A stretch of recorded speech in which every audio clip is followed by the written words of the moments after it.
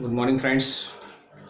बघा, preparation of carboxylic ॲसिड्समध्ये already आपण 4 methods complete केल्या आहेत. फर्स्ट मेथडमध्ये आपण बघितलं फ्रॉम नायट्राइल्स अँड अमाइड्स, सेकंडमध्ये from acyl chlorides and acid hydrides, third method आपण बघितली फ्रॉम इस्टर्स व हायड्रॉलिसिस, आणि चौथ्या मेथडमध्ये केलं आपण अल्किल बेन्झीनचं ऑक्सिडेशन. ह्या 4 वेगळ्या मेथड्सने आतापर्यंत आपण कार्बोक्सिलिक ॲसिड्स प्रिपेअर केले आहेत. अजून 2 मेथड्स आपल्याला त्याच्यात बघायचे आहेत. त्यातली फिफ्थ मेथड जी आहे, 5वी मेथड जी आहे ते आपण आता बघतोय. आणि फिफ्थ मेथड, 5व्या मेथडमध्ये आपल्याला कार्बोक्सिलिक ॲसिड्स प्रिपेअर करायचे. कशापासून प्रिपेअर करणार? From alkene by oxidation.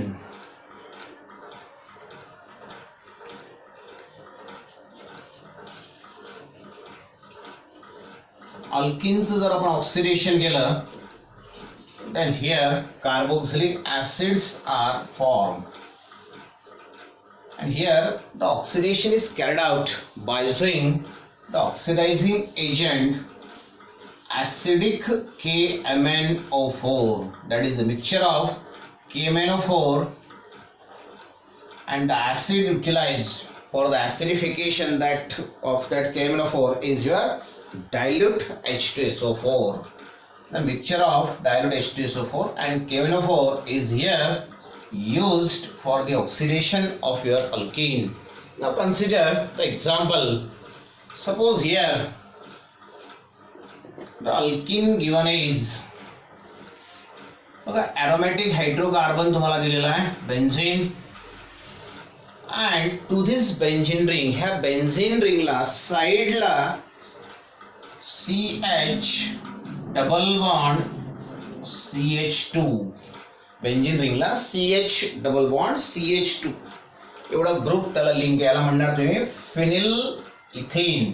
Now when this phenyl ethane undergoes the oxidation by using your acidic KMnO4, that is KMnO4 and dilute H2SO4, then it oxidizes. हा जो compound आहे, it undergoes the oxidation, and here there is a formation of your carboxylic acid takes place. कुठला carboxylic acid adding तयार होईल? This side chain, this alkene is now undergoes the oxidation, and here it is converted into the carboxylic group. आता बघा, benzene रिंगला carboxylic group link आहे. असे number of exam, हा compound number of times आपण बघितलेला आहे. This one is your benzoic acid. Similarly here the well known example, well known alkene. आता जे एक्झाम्पल मी घेतोय याच्यावर आय थिंक बोर्ड एक्झाम मध्ये बऱ्याचदा क्वेश्चन विचारला गेला आहे. पण या ठिकाणी जो अल्कीन मी घेतोय, दिस कंपाउंड इज युअर सायक्लोहेक्झेन. हा जो कंपाउंड आहे हा तुमचा सायक्लोहेक्झेन आहे. आपल्याला अल्कीन घ्यायचं आहे. हा सिंगल बॉन्डेड कंपाउंड आहे. मग या ठिकाणी जर मी डबल बॉन्ड दिला तर हा तुमचा आता अल्कीन होऊन जाईल, सायक्लोहेक्झेन. मग या सायक्लोहेक्झेनचं again the oxidation is carried out by using KMnO4 and dilute H2SO4. हा जो ऑक्सिडायझिंग एजंट आहे, it adds the oxygen, it carries out the oxidation of this compound. जसं याने याचं ऑक्सिडेशन केलंय बाय ॲडिंग द ऑक्सिजन, हा सुद्धा या ठिकाणी ऑक्सिजन ॲड करेल. आणि हिअर दिस सायक्लोहेक्झेन अंडरगोज ऑक्सिडेशन. बघा, या सायक्लोहेक्झेनचं जर ऑक्सिडेशन झालं तर तुम्हाला कुठला प्रोडक्ट मिळेल? वरच्या रिएक्शन आपण म्हटलं की ही जे साइड अल्किन तुम्हाला दिसतोय तो side alkene converted into the carboxylic acid group. But here in case of this compound cyclohexane, how the oxidation takes place and it gives your carboxylic acid. कशा पद्धतीने तुम्हाला कार्बोक्सिलिक ऍसिड मिळेल? Here there is a breaking of this carbon-carbon double bond. हा जो carbon-carbon double bond आहे हा break होतोय. आता जर या ठिकाणी हा कार्बन-कार्बन डबल बॉन्ड ब्रेक झाला, हा नेस्टेड ऑक्सिजन या ठिकाणी ऍड करेल. याचं ऑक्सिडेशन करण्याचं काम हा कंपाऊंड करेल. मग बघा या ठिकाणी डबल बॉन्ड ब्रेक झालाय. दॅटफॉर हिअर व्हॉट रिमेन्स, लक्षात व्यवस्थित महत्वाची रिॲक्शन आहे. हा बॉन्ड मी जसं तसं दाखवला, हे बॉन्ड्स मी जसे तसे दाखवले. हा बॉन्ड पण ॲज इट इज आहे, हा बॉन्ड पण ॲज इट इज आहे. ओके, फक्त इथला डबल बॉन्ड जो आहे तो ब्रेक झालाय. अँड हिअर इथला जो CH ग्रुप असेल, again the CH group here, या ठिकाणी 3 बॉन्ड तुम्हाला दिसत आहे, 1 2 3 1 2 3, म्हणजे तो CH असणार. बाकीच्या ठिकाणी CH2 CH2 CH2 CH2 असेल. तर इथला जो CH आहे आणि इथला जो CH आहे, दोघं CH ग्रुप जे आहेत that are converted into carboxylic group. That means C double bond OH group. दोघही ग्रुपचं कन्व्हर्शन, CH ग्रुपचं कन्व्हर्शन, जो बॉन्ड मी ब्रेक केला डबल बॉन्ड, तिथले जे CH ग्रुप आहेत, both are oxidized and both are converted into the carboxylic acid group. असा जर कंपाऊंड असेल then it is known as a dicarboxylic acid. हे एक्झाम्पल आपण बघितलंय जेव्हा आपण नॉमेनक्लेचर बघितलं ऑफ कार्बोक्सिलिक ऍसिड, त्यावेळेस आपण हा डायकार्बोक्सिलिक ऍसिड बघितलाय. बघा COOH ग्रुप, नाही तर CH2 CH2 CH2 CH2 CH2 4 times आणि दोघं बाजूला COH. This compound is called as adipic acid. Adipic ऍसिडचं IUPAC नेम पण आपण बघितलंय. And that one is your hexane 1,6-डॉइक ऍसिड. हा पहिला कार्बन, दुसरा, तिसरा, चौथा, पाचवा आणि सहावा. पहिल्या आणि 6व्या कार्बनला COH ग्रुप आहे. 6 कार्बन आहेत म्हणून हेक्झेन 1,6-डाय दोनदा आहे आणि ऍसिड आहे म्हणून ऑइक acid, hexane 1,6-dioic acid. That one is your adipic acid. And in this way, by using this fifth method, these alkenes are converted into your carboxylic acid. This is the fifth method for the preparation of your carboxylic acids. Now the last method for the preparation of your carboxylic acid, which is very important method, and that one is from solid CO2, which is also known as dry ice. By using dry ice, you have to prepare the carboxylic acid. The सहावी method है from solid CO2, that is dry ice.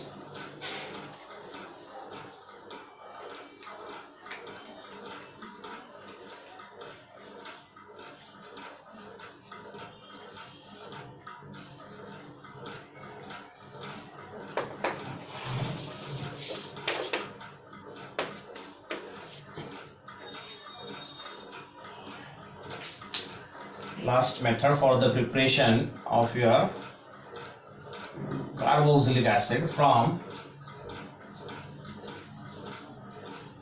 solid carbon dioxide, which is known as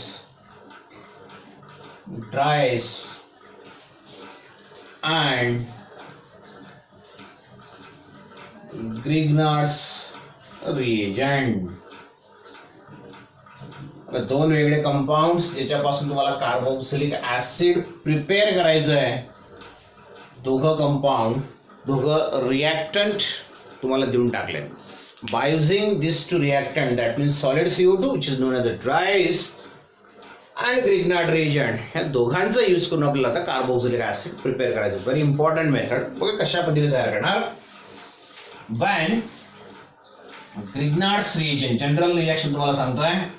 when Grignard reagent, Grignard reagentचा formula याच्या अगोदर आपण भरपूर वेळेस बघितलेला आहे. Grignard reagent is represented as RMgx, alkyl magnesium halide is called as the Grignard reagent. Now this Grignard reagent RMgx, when reacted with solid CO2, dry ice, बघा solid CO2 चं स्ट्रक्चर आपण यामध्ये काढतोय. Grignard's reagent आला म्हणजे तुम्हाला reaction करावी लागणार in the presence of dry ether. Dry ether मध्ये रिॲक्शन होईल. अँड रिॲक्शन कशामध्ये होईल बघा. This carbon oxygen double bond, लक्ष द्या महत्वाची रिॲक्शन आहे. Carbon oxygen double bond get converted into the single bond. जर समजा त्या डबल बॉन्डचं कन्व्हर्शन सिंगल बॉन्ड मध्ये झालं तर ह्या कार्बनची एक व्हॅलेन्सी बाकी राहील आणि परत ह्या कार्बनची एक व्हॅलेन्सी बाकी राहील. बघा आता, तर ह्या कार्बनची एक व्हॅलेन्सी बाकी राहील आणि एका ऑक्सिजनची व्हॅलेन्सी बाकी राहील. मग ह्या दोन व्हॅलेन्सी ज्या आहेत, ऑक्सिजनची एक व्हॅलेन्सी, कार्बनची एक व्हॅलेन्सी, सॅटिस्फाय करण्याचं काम कोण करेल? The valency of your carbon is satisfied by alkyl group. हा जो अल्किल ग्रुप आहे तो ह्या कार्बनची व्हॅलेन्सी सॅटिस्फाय करेल. Here this is your R. And the valency of oxygen, या ऑक्सिजनची जी व्हॅलेन्सी आहे that will satisfied by this MgX from the Grignard's reagent. हा जो कंपाऊंड तयार झाला याचं नॉमेनक्लेचर तुम्हाला माहिती आहे.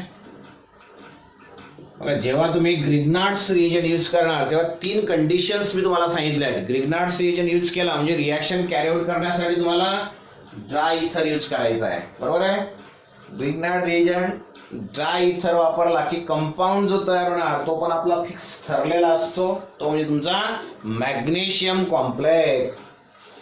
मॅग्नेशियम कॉम्प्लेक्स तयार झाल्यानंतर पुढची स्टेप पण आपली ठरलेली असते and that one is your acid hydrolysis. पण मित्रांनो बघा, या ठिकाणी मॅग्नेशियम कॉम्प्लेक्स तयार झालाय. या मॅग्नेशियम कॉम्प्लेक्स पुढच्या स्टेप मध्ये आपण ऍसिड हायड्रॉलिसिस करणार. Addition of water molecule in the presence of H+ ion, that one is called the acid hydrolysis. बघा, ह्या मॅग्नेशियम कॉम्प्लेक्स ऍसिड हायड्रोलिसिस झाल्यावर तुम्हाला कंपाऊंड काय मिळतोय? Here there is a breaking of bond takes place. इथून पण हा bond break होईल. बघा, जो कंपाऊंड आहे बाय प्रोडक्ट म्हणून तुम्हाला मिळेल. असं कंपाऊंड मागच्या रिएक्शन्स मध्ये पण आपण बघितलाय. आणि हा जो हायड्रोजन आहे that hydrogen satisfy the valency of your oxygen. मग हायड्रोजन ऑक्सिजनची व्हॅलेन्सी सॅटिस्फाय करेल तर प्रोडक्ट काय मिळेल तुम्हाला? R C bond O H त्याला अटॅच झाला म्हणजे कार्बोक्सिलिक ऍसिड जो तुम्हाला प्रिपेअर करायचा आहे, प्लस बाय प्रोडक्ट MgX. आणि ह्या Mg ची सेकंड व्हॅलेन्सी जी आहे तो हा वेज पूर्ण करेल. असा कंपाऊंड मागच्या चॅप्टर्स मध्ये पण बघितला, ह्या चॅप्टरच्या मागच्या रिएक्शन मध्ये पण आपण बघितलाय. या कंपाऊंडचं नाव आहे hydroxy magnesium halide. And this one is your carboxylic acid. In this way, carboxylic acid can be prepared by using solid CO2 and Grignard's reagent. मग आता ह्या रिएक्शन मध्ये समजा क्वेश्चन तुम्हाला विचारला, how will you prepare acetic acid, ethanoic acid by using solid CO2 dry आईसचा use करून तुम्हाला कार्बोक्सिलिक ऍसिड प्रिपेअर करायचं. कुठलं? Acetic acid, ethanoic acid. Just think about that. If you consider the carboxylic acid, ethanoic acid, acetic acid contains 2 carbon atom, 2 carbon, बरोबर आहे. पण नेमकं reactant काय घ्यायचे? Just think about this. बघा, तुम्हाला रिॲक्टंट घ्यायचं आहे, ग्रिग्नार्ड रिएजंट घ्यायचं तुम्हाला सॉलिड CO2. हा कंपल्सरी तुम्हाला घ्यावा लागणार आहे. Solid CO2 is the compound which contains 1 carbon atom. 1 carbon असणारा कंपाऊंड तुम्हाला इथं घ्यावाच लागेल. आणि तयार करताना आपल्याला ॲसिडिक ॲसिड विचारलं म्हणजे किती कार्बनचा? 2 कार्बनचा. मग हा 1 कार्बनचा असेल तर इथं ग्रिग्नार्ड रिजन तुम्हाला असा घ्यावा लागेल ज्या ग्रिग्नार्ड रिजन मध्ये 1 कार्बन असला पाहिजे. Methyl magnesium iodide. ते इथला 1 कार्बन, इथला 1 कार्बन आणि मग तुम्हाला इथं 2 कार्बनचा ऍसिड मिळेल, बरोबर आहे. समजा तुम्हाला विचारलं, how will you prepare formic acid by using this method, methanoic acid. Formic ऍसिडचं IUPAC नेम आहे मिथेनॉइक ऍसिड. तुम्हाला मिथेनॉइक ऍसिड तयार करायचं. ऍसिडिक ऍसिड कसं तयार करायचं तुम्हाला सांगितलं मी. इथे 1 कार्बन अल्किल ग्रुप, ऑलरेडी हा 1 कार्बन, 2 कार्बनचा ऍसिड तुम्हाला मिळेल. इथे तुम्हाला फॉर्मिक ऍसिड तयार करायचा, मिथेनॉइक ऍसिड तयार करायचा आहे which contains only 1 carbon atom. 1 कार्बनचा ऍसिड तुम्हाला प्रिपेअर करायचा आहे, बरोबर आहे. ऑलरेडी 1 कार्बन इथं आहे तर ग्रिग्नार्ड रिएजंट असा घ्यावा लागेल ज्याच्यामध्ये एकही कार्बन नाही. मग असा एकही ग्रिग्नार्ड रिएजंट नाही की ज्याच्यात कार्बनच नाही आहे. कार्बन जर नसेल तर तो ग्रिग्नार्ड रिएजंट तयारच होणार नाही, त्याला आपण ग्रिग्नार्ड रिएजंट म्हणणारच नाही. म्हणजे थोडक्यात काय तर ह्या मेथडचा यूज करून you cannot prepare methanoic acid, that is the formic acid. Acidic acid तयार करता येतो प्रोपॅनॉइक ऍसिड तयार करायचं, समजा तुम्हाला 3 कार्बनचा ऍसिड तयार करायचा, जस्ट त्यातलं 1 कार्बन कमी करा, म्हणजे इथे तुम्हाला 2 कार्बनचा अल्किल ग्रुप घ्यावा लागेल, C2H5 MgBr, ethyl magnesium bromide. या R च्या ऐवजी तुम्ही इथिल घेतला तर इथे तुम्हाला 3 कार्बनचा ऍसिड मिळेल. इथे इथिल CH3CH2C डबल बॉन्ड होईल, झालं प्रोपॅनॉइक ऍसिड. जे तुम्ही प्रोपॅनॉइक ऍसिड तयार करू शकतात, ऍसिडिक ऍसिड तयार करू शकतात, but you cannot prepare the formic acid और मिथॅनॉइक acid. Similarly, if the question is asked, how will you prepare benzoic acid by using this method? Aromatic acid तुम्हाला तयार करायचं आहे, कसं तयार करणार? मग जसं तुम्हाला म्हटलं मी की RMgX मध्ये आपल्याला थोडा बदल करता येतो. मिथिल ग्रुप घेतला, इथिल ग्रुप घेतला, आता आपल्याला बेन्झोइक ऍसिड तयार करायचं आहे. मग कुठला ग्रुप घेणार? बेन्झोइक ऍसिड मध्ये ॲरोमॅटिक न्यूक्लियस आलं पाहिजे. Just you have to change this alkyl group by the aryl group. बघा मी काय चेंज करतोय, band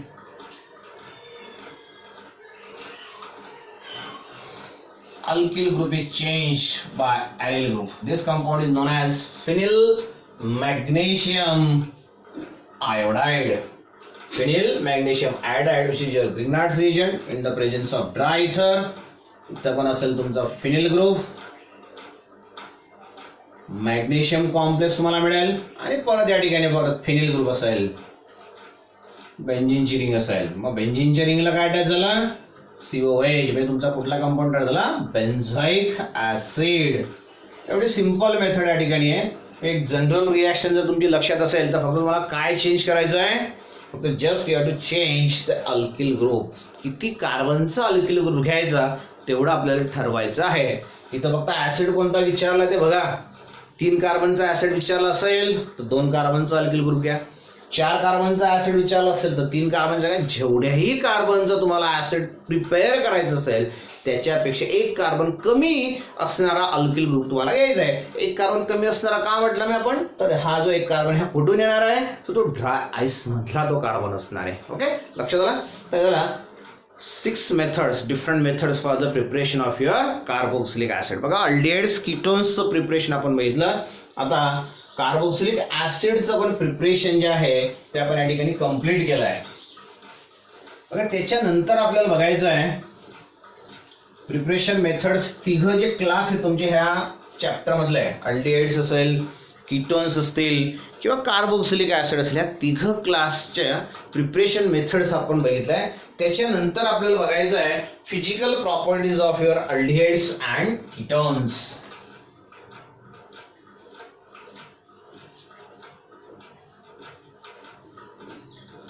Physical properties of aldehydes and ketones. Aldehydes and ketones च्या physical properties. बघा, both the compounds aldehydes and ketones दोघांमध्ये both the compound contains C double bond O group. आणि हा जो C double bond O group आहे, this group is a polar in nature. मला वाटतं याच्या अगोदर पण आपण बघितलंय. C double bond O group is polar in nature. या C डबल बॉन्ड O चं स्ट्रक्चर आपल्याला माहिती आहे. कार्बन ऑक्सिजन डबल बॉन्ड आहे. कार्बनची इलेक्ट्रोनेगेटिव्हिटी कमी आहे, ऑक्सिजनची इलेक्ट्रोनेगेटिव्हिटी जास्त आहे. Therefore this carbon carries delta positive charge, delta negative charge. That's why here this C double bond O group which is present in your aldehydes or ketones is polar in nature.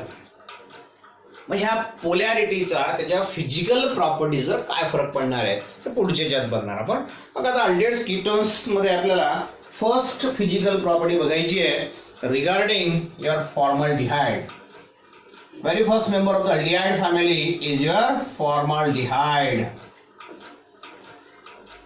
Formaldehyde is the aldehyde, only one aldehyde that exists in a gaseous state. हा एकमेव aldehyde असा आहे जो gaseous state मध्ये exist होतो and it's 40% aqueous solution. या formaldehydeचं 40% aqueous solution जर आपण तयार केलं then that one is known as formalin. याच्यावर बऱ्याचदा CET ला प्रश्न विचारला गेला आहे. 40% aqueous solution of formaldehyde is known as formalin. Different animal species जे आहेत ते स्टोअर करण्यासाठी याचा यूज केला जातो. जर तुम्ही बायो लॅबमध्ये गेला असाल, झुलॉजीच्या लॅबमध्ये गेला असाल, तिथं ॲनिमल स्पेसीज काचेच्या बॉटल्समध्ये ठेवलेले असतात. तर ते आपल्याला असं वाटतं की पाण्यात ठेवलेलं, ते पाण्यात नाही तर ते जे सोल्युशन असतं ते असतं तुमचं फॉर्मॅलिनचं सोल्युशन. फॉर्मल्डिहाइडला वॉटरमध्ये डिझॉल्व केलं जातं. फॉर्मॅलिन is a 40% aqueous solution of your formaldehyde. त्याच्यामध्ये 40% तुमचं फॉर्मल्डिहाइड असतो, 60% तुमचं वॉटर असतं. तर ही फर्स्ट फिजिकल प्रॉपर्टी झाली. फॉर्मल्डिहाइड हा गॅसियस कंपाऊंड आहे आणि त्याचं 40% aqueous सोल्युशन जे असेल त्याला म्हणणार तुम्ही फॉर्मॅलिन. त्याच्यानंतर असेटाल्डिहाइड आणि acetone, these are the colorless volatile liquid. Acetaldehyde and acetone ही दोन कंपाऊंड आहेत. ॲसिटोन हे कीटोन फॅमिली मधला कंपाऊंड आहे, अल्डिहाइड फॅमिली मधला कंपाऊंड आहे. This are the colourless volatile liquid. This is the colorless, these both compounds are the colorless volatile liquid. Then third one is aldehyde and ketones are highly polar. Already तुम्हाला सांगितलं मी, त्याच्यावर ते आधारित आहे. Aldehyde and ketones are highly polar. कशामुळे polar आहेत? कारण की कार्बोनिल ग्रुप त्याच्यात प्रेझेंट आहे. कार्बोनिल ग्रुप मधलं कार्बन हा लेस इलेक्ट्रोनिगेटिव्ह आहे, ऑक्सिजन मोर इलेक्ट्रोनिगेटिव्ह आहे, म्हणून तो पोलर असणार आहे. Highly polar hence have higher boiling point than.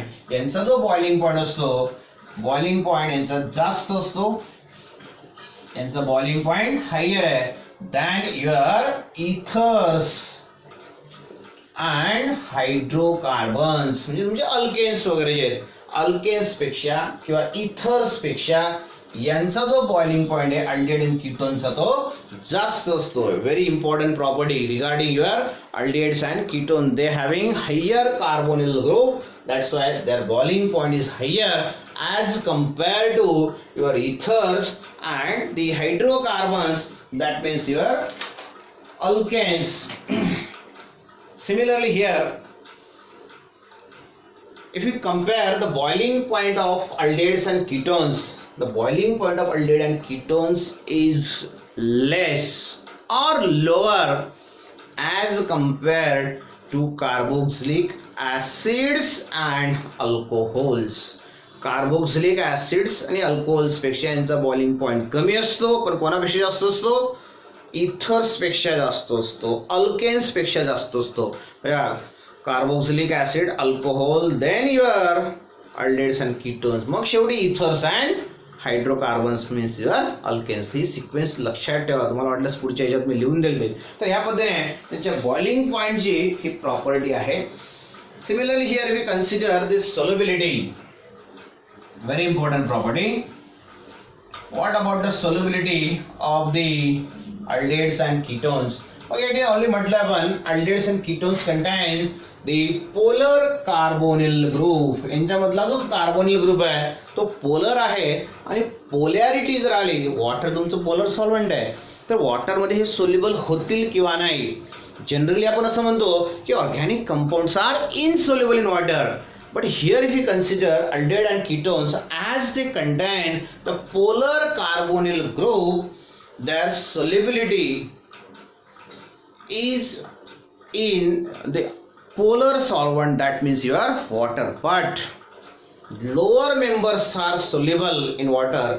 As the molar mass increases, solubility decreases. फक्त lower member जे ते फक्त या ठिकाणी soluble असतील. जसं फॉर एक्झाम्पल फॉर्मल्डिहाइड असेल, असेटाल्डिहाइड असेल किंवा ॲसिटोन असेल, these are soluble in water because they form the hydrogen bond. बघा तुम्हाला म्हटलं मी, फॉर्मल्डिहाइड असेल, असेटाल्डिहाइड असेल, ॲसिटोन असेल, तर हे लोअर मेंबर जे आहेत ते फक्त सोल्युबल आहेत because they form hydrogen bond with the water. Water सोबत ते हायड्रोजन बॉन्ड तयार करतात. पण जसं मोलर मास वाढेल तसं सोल्युबिलिटी मात्र कमी होईल. मग हायड्रोजन बॉन्ड ते नेमकं कसं तयार करतात?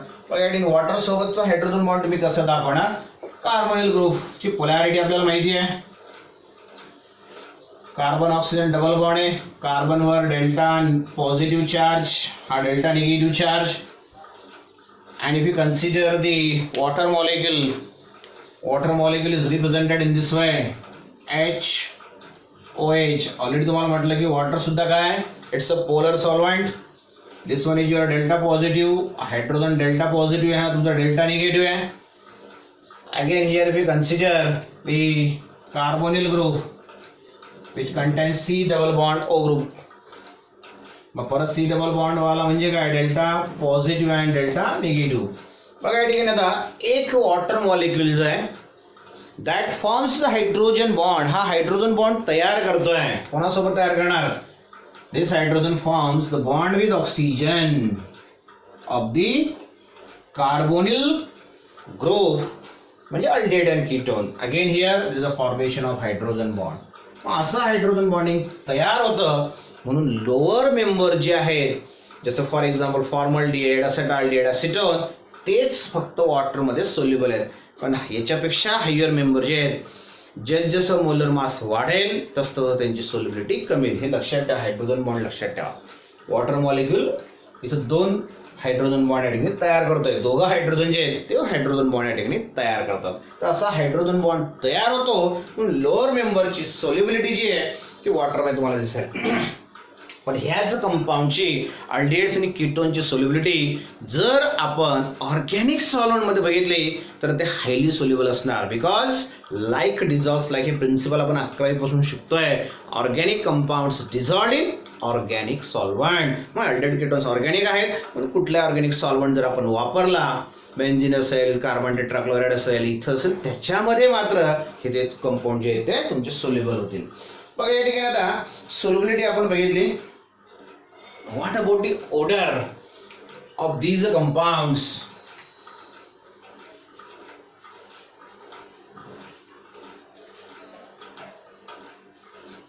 Lower members, परत जसं इथं म्हटलं आपण की lower members are soluble, तसं if you consider the odor of lower members of your aldehydes and ketone, lower members having the pungent irritating smell. pungent म्हणजे काय, ठसका आणणारा. आपण ठसका शब्द माहिती आहे मराठी लोकांना आपल्याला. ठसका आणणारा वास जो आहे तसा स्मेल ह्या कंपाऊंड्सला असतो. पण कुठल्या मेंबरला म्हटलं मी, only lower members having the pungent odour. But as the molar mass increases, जसं मोलर मास वाढत जाईल, odour become less pungent and more fragrant. त्यांची ओडर जी आहे ती लेस पंजंट होऊन जाईल. म्हणजे लोअर मेंबर खूप पंजंट आहे, पण मोलर मास जर वाढलं तर ते पंजंट नेचर कमी होईल आणि फ्रॅग्रन्स जो आहे तो त्याचा वाढत जाईल. जसं या ठिकाणी फॉर्मल्डिहाइडची ओडर ही पंजंट आहे, पण तुम्ही जर ॲसिटोनचा विचार केला तर स्वीट स्मेलिंग लिक्विड त्याला म्हणतो आपण. तर ह्या पद्धतीने order of aldehydes and ketones आपण सांगू शकतो. तर त्याला physical properties of your aldehydes and ketones. त्याच्यानंतर आपल्याला बघायचं आहे physical properties for your carboxylic acids. Carboxylic acid जे आहेत त्याच्या फिजिकल प्रॉपर्टीज, जसं आपण अल्डिहाइड कीटोन्सचा बॉइलिंग पॉईंट बघितला, सोल्युबिलिटी बघितलं, ओडर बघितलं, त्याच पद्धतीने आपल्याला आता कार्बोक्सिलिक ऍसिड जे आहेत त्या कार्बोक्सिलिक ऍसिडच्या फिजिकल प्रॉपर्टीज बघायच्या आहेत. Now consider the physical properties for your carboxylic acids. Carboxylic acids are the organic compounds which contains the functional group C double bond OH. आता हे कार्बोक्सिलिक ऍसिड जे ज्यांच्यामध्ये COH functional group आहे, C double bond O म्हणजे carbonyl group पण त्यांच्यामध्ये, OH म्हणजे hydroxyl group पण त्यांच्यामध्ये आहे. यांच्या फिजिकल प्रॉपर्टीज काय असतील. First physical property regarding the physical state. यांची फिजिकल स्टेट काय असणार आहे, व्हेरी इम्पॉर्टंट. बघा जनरली आपण असं म्हणतो की lower members are gases, middle ones are liquid and higher ones are solid. असं प्रत्येकाच्या बाबतीत असेल असं नाही. जसं आता या ठिकाणी जर तुम्ही या कार्बोक्सिलिक ऍसिडचा विचार केला तर लोअर ॲलिफॅटिक कार्बोक्सिलिक ऍसिड जे आहेत म्हणजे स्ट्रेट चेन कार्बोक्सिलिक ऍसिड जे आहेत, ते lower carboxylic acid up to carbon number 9 are colourless liquid. म्हणजे C1 पासून तर C9 पर्यंत जे ॲलिफॅटिक कार्बोक्सिलिक ऍसिड आहे, these aliphatic carboxylic acids are colorless liquid. महत्वाची प्रॉपर्टी बघा, पहिले 9 मेंबर जे आहेत स्ट्रेट चेन कार्बोक्सिलिक ऍसिडचे ॲलिफॅटिक कार्बोक्सिलिक ऍसिड्स आहे, दॅट आर युअर कलरलेस आणि त्यांची फिजिकल स्टेट आहे liquid with a pungent irritating odor.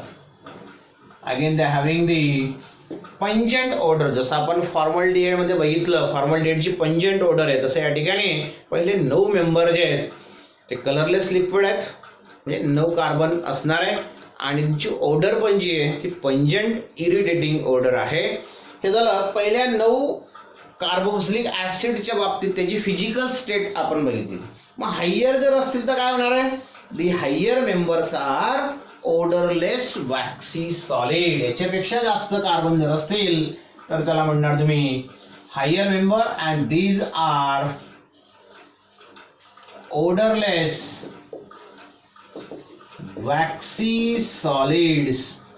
पहिले जे कंपाऊंड आहेत ते लिक्विड आहेत आणि हे जे कंपाऊंड आहेत ते सॉलिड आहेत. त्याच्यानंतर यांना कुठल्या इथं पंजंट ऑर्डर तुम्हाला दिसतंय, यांना कुठल्याच प्रकारची ऑर्डर नाही. आणि या सॉलिड मध्ये एक शब्द वापरलाय बघा, waxy solid, wax like solid, wax main, wax like solid अशी प्रॉपर्टी आपल्याला ते हायर मेंबर दाखवतात, ज्याच्यामध्ये कार्बनची संख्या जी आहे ती मोर दॅन 9 असेल. लक्षात ठेवा, महत्वाची प्रॉपर्टी, फर्स्ट प्रॉपर्टी त्याचं फिजिकल प्रॉपर्टी. त्याच्यानंतर आपल्याला सेकंड प्रॉपर्टी बघायची आहे and that one is very very important, which is your boiling point.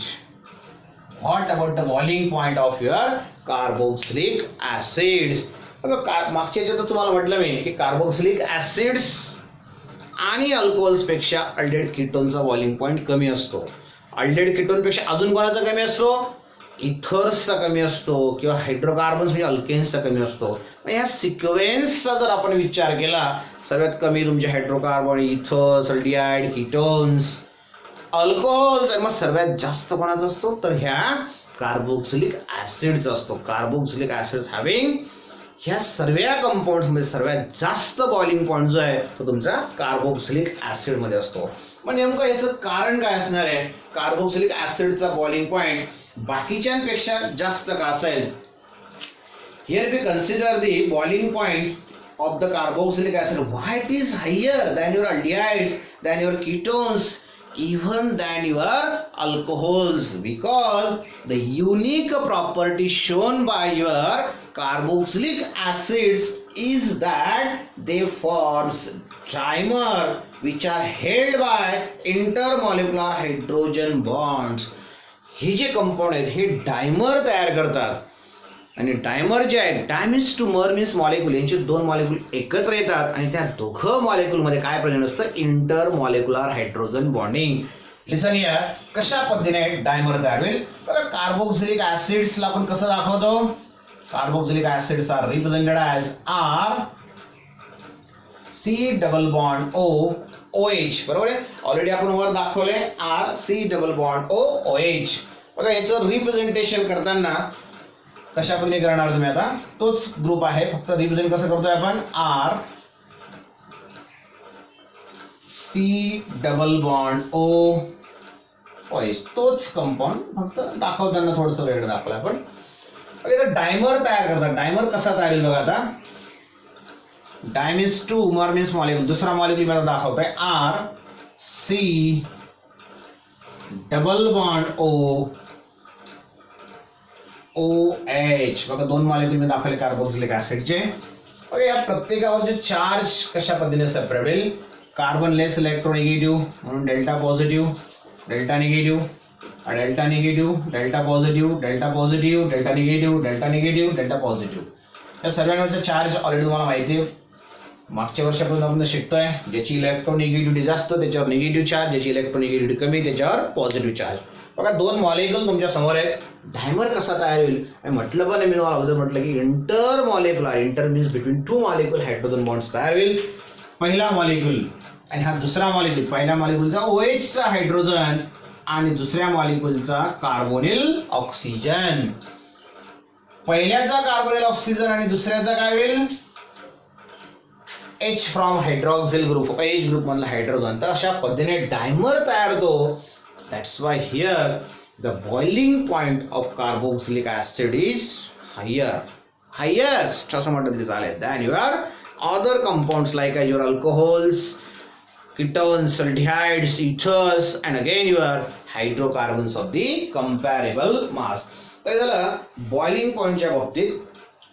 मग बॉइलिंग पॉइंट कशावर डिपेंड असतो? तर हे जे इंटरॅक्शन्स आहेत ह्या इंटरॅक्शन्सवर बॉइलिंग पॉइंट डिपेंड असतो. ज्या कंपाऊंड्समध्ये हे इंटरॅक्शन सर्वात जास्त असतील, स्ट्रॉंग असतील, त्यांचा बॉइलिंग पॉइंट जास्त असतो. 11वी असताना आपण शिकलोय हायड्रोजन बॉन्डिंग असेल, वॅन डर वाल्स फोर्सेस असतील, डायपोल इंटरॅक्शन असेल, आयन डायपोल इंटरॅक्शन असेल, तर ह्या इंटरॅक्शन्सवर तो बॉइलिंग पॉइंट डिपेंड आहे. तर इंटरॅक्शनचे सिक्वेन्स काय असेल बघा. सर्वात जास्त स्ट्रॉंग इंटरॅक्शन जे आहेत ते कार्बोक्सिलिक ऍसिड्स मध्ये असतात. Because here there is a formation of dimer, there is a formation of hydrogen bond. Hydrogen bond अल्कोहोलमध्ये पण तयार होतो, आपण अल्कोहोल चॅप्टरने बघितलं आहे. पण इथं डायमर तयार होतो म्हणून त्या हायड्रोजन बॉन्डिंगपेक्षा याचा इफेक्ट जास्त होतो म्हणून याचा बॉइलिंग पॉइंट जास्त असेल. याच्यापेक्षा कमी बॉइलिंग पॉइंट असेल तुमचा अल्डिहाइड कीटोन्सचा आणि मग नंतर असेल तुमचा इथरचा. हे सर्वात स्ट्रॉंग इंटरॅक्शन हे तुमचे हायड्रोजन बॉन्डिंग असतं. नंतर त्याच्यापेक्षा कमी इंटरॅक्शन हे तुमचं डायपोल इंटरॅक्शन असतं. जसं dipole molecule C double bond तुम्हाला म्हटलं मी.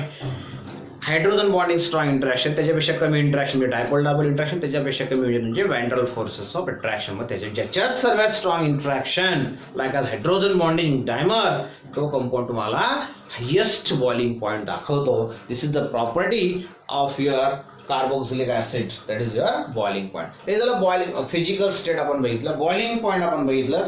त्याच्यानंतर आपल्याला तिसरी महत्वाची प्रॉपर्टी बघायची आहे and that one is your solubility.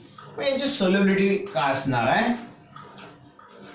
Weather these compounds means your carboxylic acids are soluble in water or not. बघा नेहमीप्रमाणे ऑर्गॅनिक कंपाऊंड जर असेल तर तो वॉटरमध्ये सोल्युबल होत नाही. ऑर्गॅनिक कंपाऊंड ऑर्गॅनिक सॉलिडमध्ये सोल्युबल होतं, ही कॉमन प्रॉपर्टी आहे.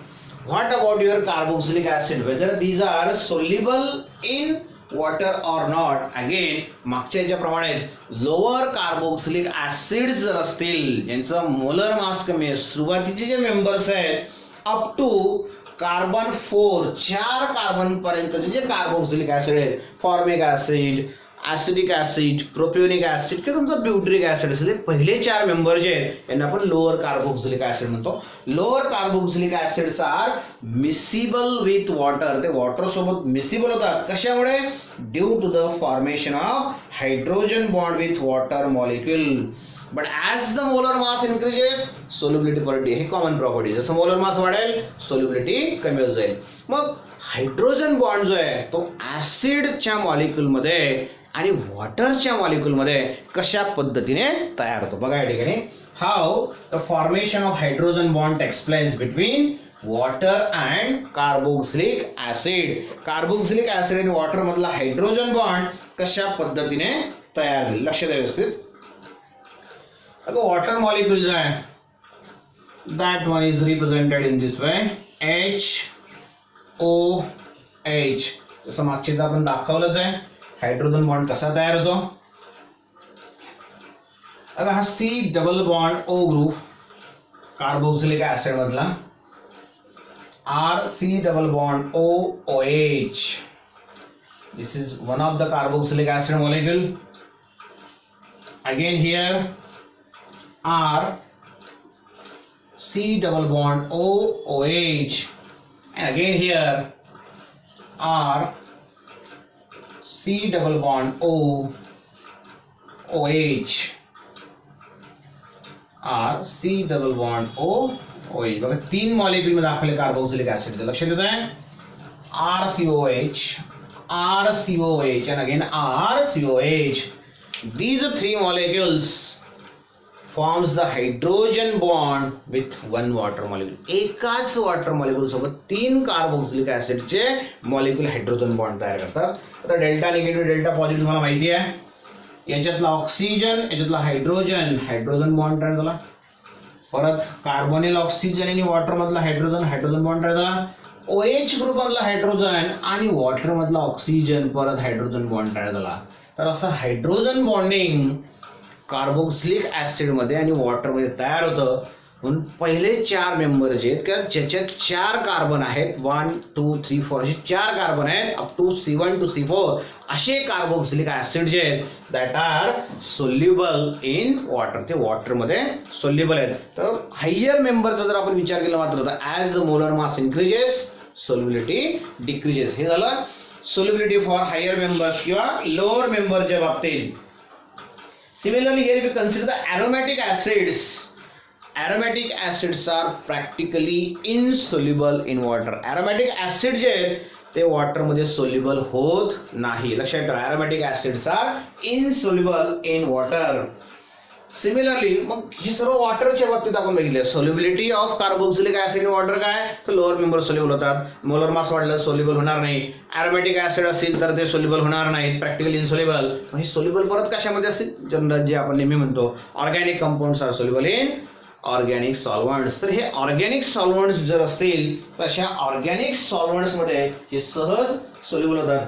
These compounds are soluble in less polar organic solvents like as your ethers, like as your alcohols, like as your benzene. In this way, these are the different physical properties regarding your carboxylic acid.